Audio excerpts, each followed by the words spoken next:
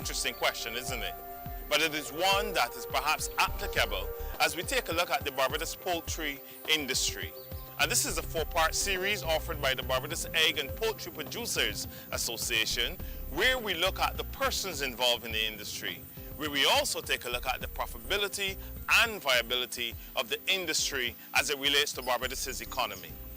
A conversation with Cheryl Linton. Cheryl Linton, part of the team of Linton Farms located in Curtin, St. Philip.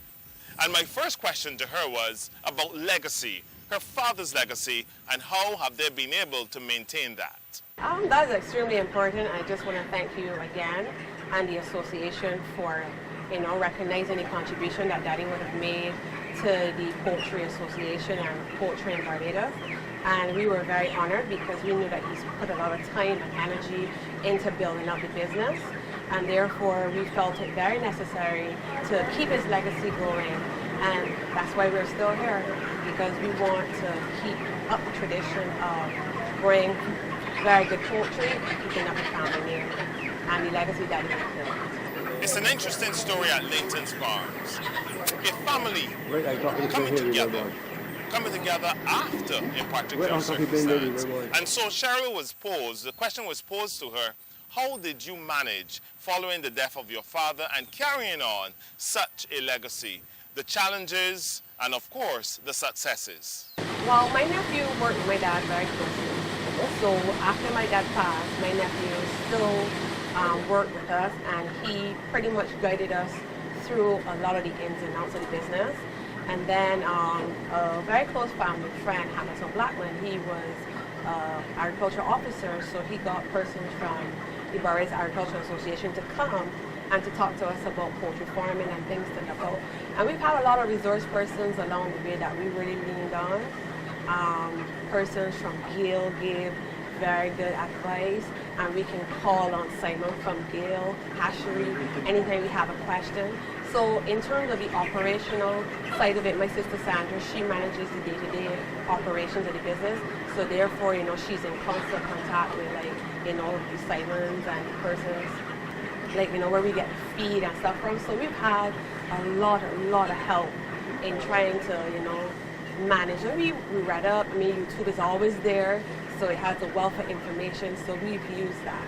Along the way, we're still learning the business, and we had to overcome. Daddy had left a very good structure, but we had to maintain it. So understanding how to maintain it, understanding, getting resource persons to come in and persons to maintain it. So my cousin, Jason, is a very good person in terms of helping us with a lot of the electrical, helping us with the feeders and stuff like that. So we've had a pretty good time in terms of trying to, maintain what Daddy would have left. The COVID-19 pandemic has certainly been a challenge for everyone. At Linton Farms, how have you been able to cope with the challenge and sustain, of course, your presence, your brand, and meet the coming endeavors? Well, we did understand that as a poultry growing or part of the poultry industry, that it would have had serious impact in terms of less tourists, people being cautious about their dollars because of unemployment. So we do understand the impact that it would have had on the industry as a whole. And we didn't necessarily feel it in terms of not producing at that point in time, but it does have a trickle-down effect on the whole industry. So when one aspect of the industry is affected, we all are affected, because then if we produce, we're growers and we have a producer, so therefore if the producer's impacted, then we are impacted. And I just would like people to understand that it's not only big producers that you might see labeled in the supermarkets, but there are lots of other farmers who actually grow, but those bigger producers who are also impacted, and were also impacted by COVID. Funding is always a major source of any business, and you have to make sure that you have funds to fund operation. The farm is a pretty big entity, so therefore it takes constant work, constant maintenance.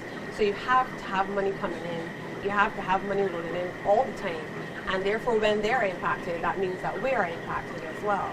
But going forward as a whole, we say, and we kind of joke, this is a real labor of love, because sometimes we would have been like, what's going to happen? But we try to make it work because we know that Daddy made it work, and You know, like when I first came out in the pens, because as you said, you know, we were into academics before. This was Daddy's project. And when we first came out here and we saw all the equipment and we saw the time and the effort that he would put into, you know, making his farm a success, we were like, you know what, we'll at least try. And having tried and having, you know, been producing quality birds and keeping up Daddy's legacy of producing quality birds, we want to continue to produce quality birds. We want to continue to make an impact on the poultry industry as a whole. Daddy left his legacy. But you know what?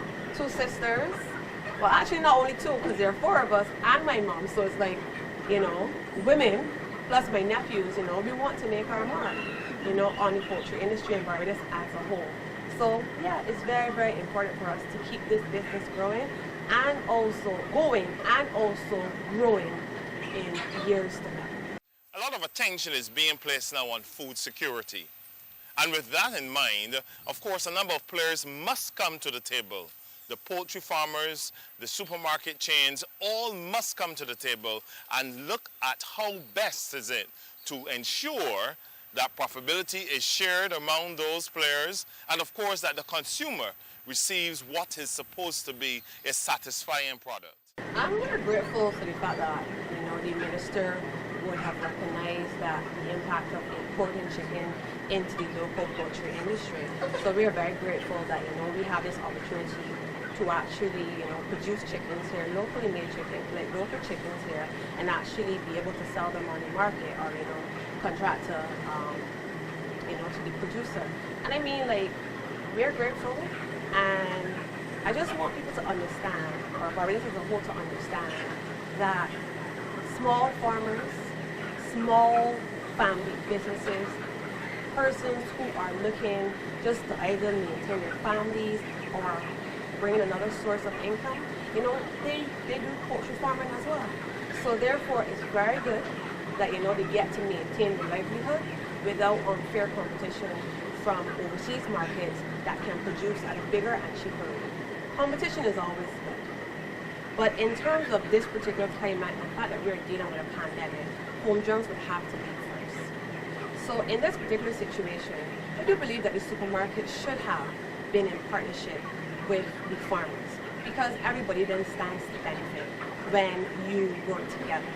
However, this is a totally different era, and we have a whole lot of different avenues where we can sell and where we can market.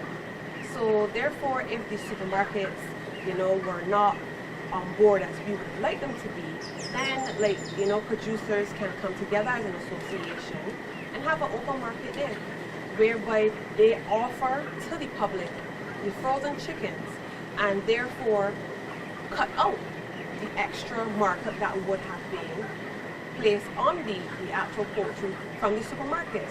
So therefore, it benefits the farmers, it benefits producers, and ultimately, it benefits the consumer.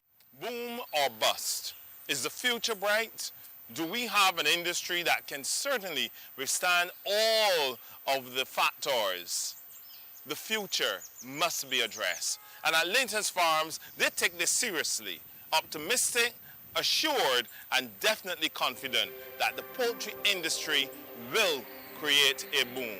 Let's hear from Cheryl.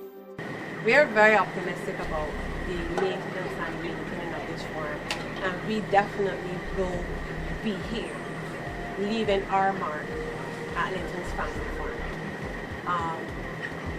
So we will do whatever is within our power, you know, to keep the doors open. We are going to constantly be learning the business of chicken farming. We will continue to learn the science of chicken farming so that, you know, we continue to produce quality birds and we evolve as a business. This message is brought to you by the Barbados Egg and Poultry Producers Association.